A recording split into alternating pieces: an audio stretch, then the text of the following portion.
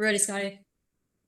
Next question, well, first question, I should say, will come from Joe Cook. Michael, you got a really tough wide receiver matchup. What's the key to stopping guys like Emeka and Jeremiah and whoever else they run out there? Yeah, they got a impressive group out at receiver. They got four or five guys that are really dangerous. Obviously, Jeremiah is really good.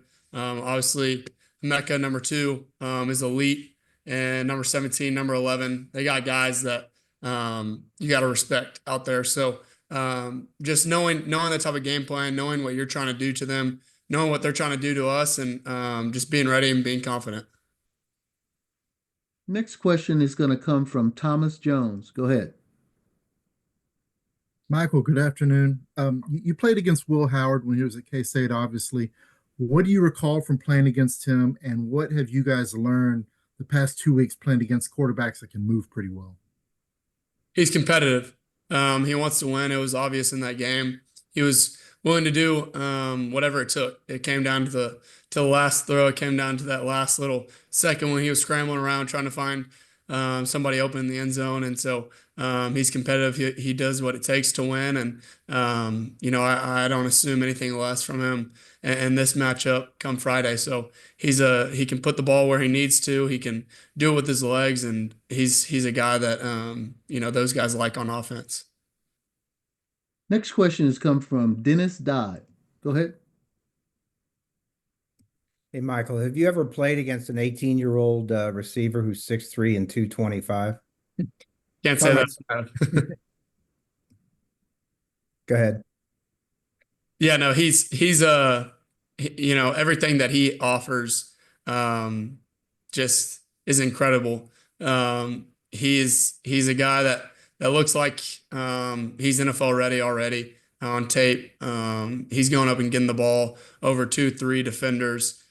So I think they got a lot of trust in him. It doesn't matter how good of coverage the defense has. Will's still giving him a chance, and clearly he's making money. And so he's very talented. There's no way that he's actually 18. He's a dog, and I'm ready to go compete against him. Your next question is going to come from Eric Henry. Go ahead. Hey, Michael, hopefully you can hear me. We're having some Wi-Fi issues, but just kind of piggybacking off of that, is there anybody that you guys have faced this year from a receiver perspective that you think kind of, resembles, either Jeremiah Smith or any of the guys that Ohio State has? Yeah, I don't think you can compare anybody to Jeremiah. The whole country knows what type of talent he has, what type of football player he has, and I think he's only getting better because he's 18 years old. So I really don't know how much you can compare anybody else to him. I think number two, just being in that system for a while and knowing that system, I think it looks like they trust him a lot.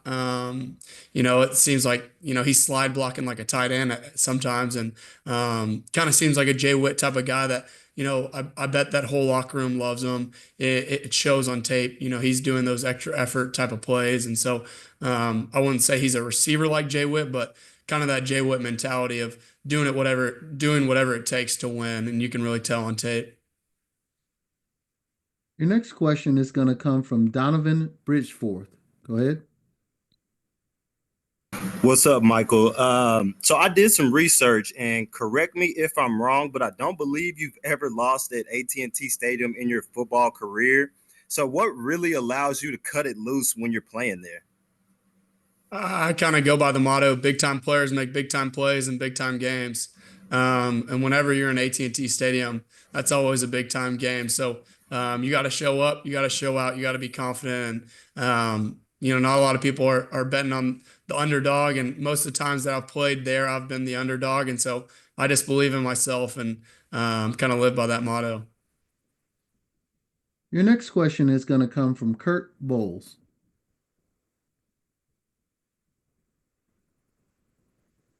Kurt, go ahead. Ohio State's just been dominating people in this playoff, obviously, and there have been some concerns about you guys finishing and having the killer instinct, kind of like in the Peach Bowl when y'all had the 16-point lead. Is that a concern of y'all's, and why do you feel like that is, and how do you fix it? No, I don't feel like that's a concern. Obviously, we got to keep harping on finishing. We started really fast last week, and we got to always, preach finishing. I gave up, one of my first go balls this year, late in that game on a deep go ball to Scatterboo. So I went to the sideline. I said, "Hey, that's on me." So if you're preaching it, you got to do it also. So almost all that was on me. Now, yes, you got to keep preaching it, but I think there's just so many situations that happened in that game that, you know, the football gods, if there is any, they were on Arizona State side for all that second half, and it just seemed like nothing could go our way, and that happens in football. But at the end of the day, we came out with a W, and no matter what it took, we were willing to do it. And thank God for Quinn Ewers to check the protection on 4th and 13 and deliver a nice ball to a well route by Matthew Golden.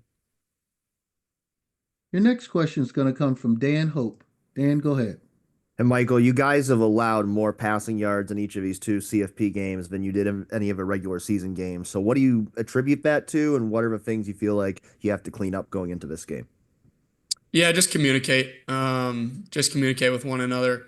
I think you got 10 days to prepare for each one of these games. Arizona State had 20 days to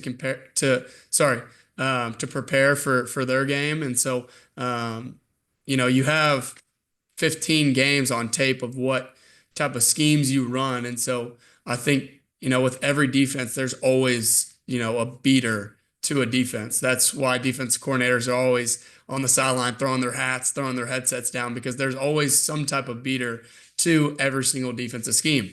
And so, when you have that much tape out there, all the games that we've played, and 10 days to get ready for that and to scheme a defensive back group, then I think that happens. And so, is it okay? No, it's not okay at all. We got to do whatever it takes to hold people to under, our standard of yards given up and then touchdowns given up. But I think that's kind of where it comes from. We're playing really good teams. There's no coincidence that, Ohio State made it to the Final Four. There's no coincidence that we made it to the Final Four. But you got to know what they're trying to attack, and you got to be confident in yourself. Your next question is going to come from Sam Khan. Go ahead, Sam. Hey, Mike, I wanted to ask you a little bit about the places you've played. You guys just came from a game in Atlanta, which of course you played a few weeks ago. You guys mentioned the AT&T Stadium familiarity. Obviously, this team played for a Big 12 title there. Is there a tangible benefit to playing in venues that you have some familiarity with? Yeah, I think it gets those nerves out a little bit when what the stadium looks like, what the atmosphere is, what the air smells like in that dome or that stadium. And so I think those nerves kind of rush out, and it's good to have nerves. I truly believe that, but too much built up nerves where you're not kind of playing your game because you're thinking about something else. I think that's where it can go wrong. And when you have that familiarity, then those nerves kind of subside. And so having that familiarity, then that comes with confidence and poise and composure. And so I think it's great that we get to go back to AT&T Stadium. I know that the Burn Orange will be there, and they'll be rowdy. They'll have the juice, and they'll be loud on third downs. Your next question is going to come from Cedric Golden. Go ahead. Hey, Mike. Coach Sarkisian said that you guys are a massive underdog, and your whole career has been about being a massive underdog, overcoming odds. How can you use that as fuel, and what are the conversations like with you and your teammates who have had some success against? Yeah, I kind of talk to the defense, talk to the DBs about being the underdog, because that's my story. I love being the underdog, and that's what I grew up with. That's the adversity that I faced, and that's where I got to where I am right now. But we're not super worried about what the critics say. We live by the motto, "The man in the arena," And so the people that are in the arena, the people that are with us every single day, shedding blood, shedding sweat for one another to conquer a common goal.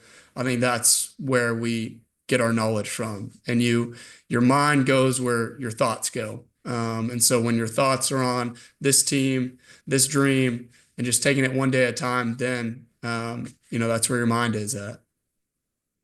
We have time for a couple of more questions. We'll go to Chip Brown next. Hey, Michael. Ohio State is suddenly throwing the ball to set up the run. Just talk about how you all on defense who've been coming up big all year are going to have to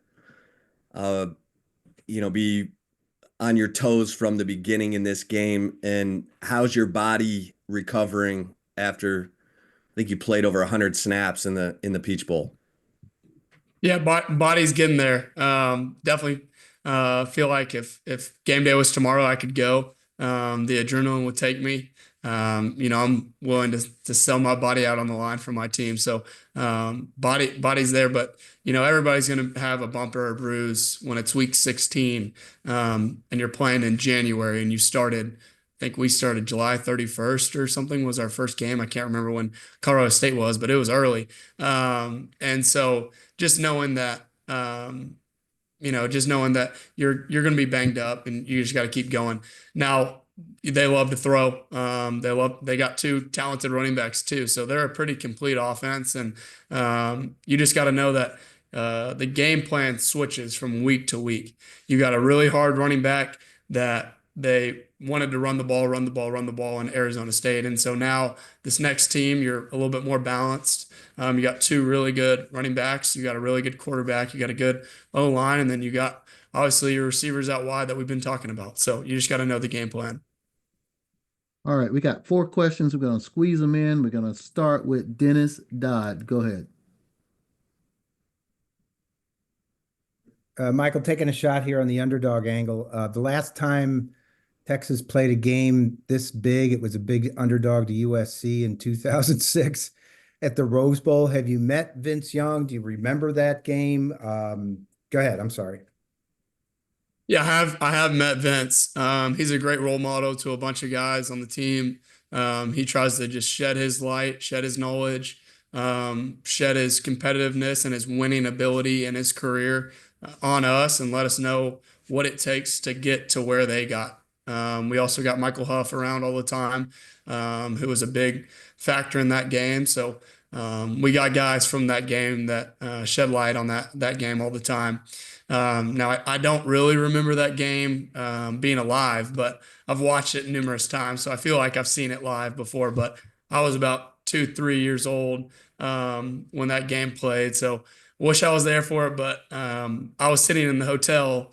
I'm the youngest of 4, so all my siblings were there. My parents were there, but I got left with the babysitter. All right, the next question is going to come from Noah Gross. Go ahead. Hey, Michael, the game against ASU, obviously not the cleanest, but you guys came out to win, especially with all of those clutch moments, offensively, defensively, and overtime. What's something you maybe learned about your team or was shown to you in that game that proves your belief is right and that can help you guys as these games get more intense and even more difficult? Yeah, I think the biggest thing that I learned is we got belief in one another. Um, you know, Not the odds were against us when it's 4th and 13 in overtime, and we got to score to just be back in it to go to second overtime. And I don't think anybody was panicked. I know for dang sure that the quarterback of our team wasn't panicked, and so that kind of gave us confidence on the sideline, sitting there, just like, hey, just give us one more shot.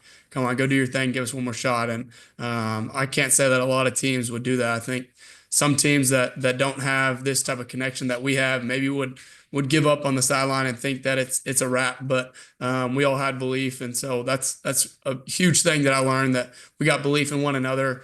I've known that, but just seeing that come true in a game like that is huge. 2 more for you. First, Eric Henry. Go ahead. Michael, real quick, just want to follow up. You were asked about the pass defense over the past 2 weeks, and you said the communication was kind of the factor there. How's the communication been different over the past 2 weeks compared to maybe during the season? Yeah, I think just different challenges over the last 2 weeks, just different opponents facing different challenges. I don't want to ever say that we got complacent because we're not complacent. We're so hungry for this. That's not a good word. But what I would say is maybe I assumed that something was said that I've been saying all year and I didn't say it. I don't know, just an example, if that makes sense. And so kind of where we hadn't gone wrong because we were over communicating. Maybe that didn't happen. And I like to say that I'm the captain out there. I'm the quarterback of the defense. I think people trust me on our defense. I'm pretty confident that my teammates trust me. So I got to take an initiative and make sure the communication is key. But yeah, different challenges. Like I said, there's so much things getting thrown out at a defense. Especially when you're playing really well. These offensive gurus on the offensive side, the offensive coordinators that we're playing are definitely getting their money's worth because they're doing stuff that I've never seen before. So credit to them, but we'll be ready. All right. Our final question for you is going to come from Kurt Bowles. Michael, I know you're a great tackler, but was that targeting or not? Yeah, to discuss that that hit, I think first, thank God that I don't have to have my foundation and the opinion of others, the approval of man, or the game of football, because the things that they're thrown my way after that game on text, people that are finding my phone number on social media, I don't think anyone should ever have to go through. So thank God that I don't put my trust in what others say about me. Now the second thing, I said a prayer for that guy. I know, number 5, it took him a long time to get up from that hit. And I know it's football, but I wanted to pray for him and I hope he's doing okay because, you never want to see anybody go down on the football field. Now, the third thing, I've always been taught all my life to whenever you're tackling, tackle with your eyes up. If your head's ever down, then your neck's going to get injured. So I always try to tackle with my eyes up and I always try to wrap. And I think that's what I did on that play. I had my eyes up and I wrapped and I left it up to the officials. So I got to probably get my pad level down a little bit more, but I tackled with my eyes open and I wrapped. And so when your eyes are up and you're wrapping, that's fundamental football. That's what you've been taught since the second grade. Michael, thank you for joining us today. Thanks, guys. God bless.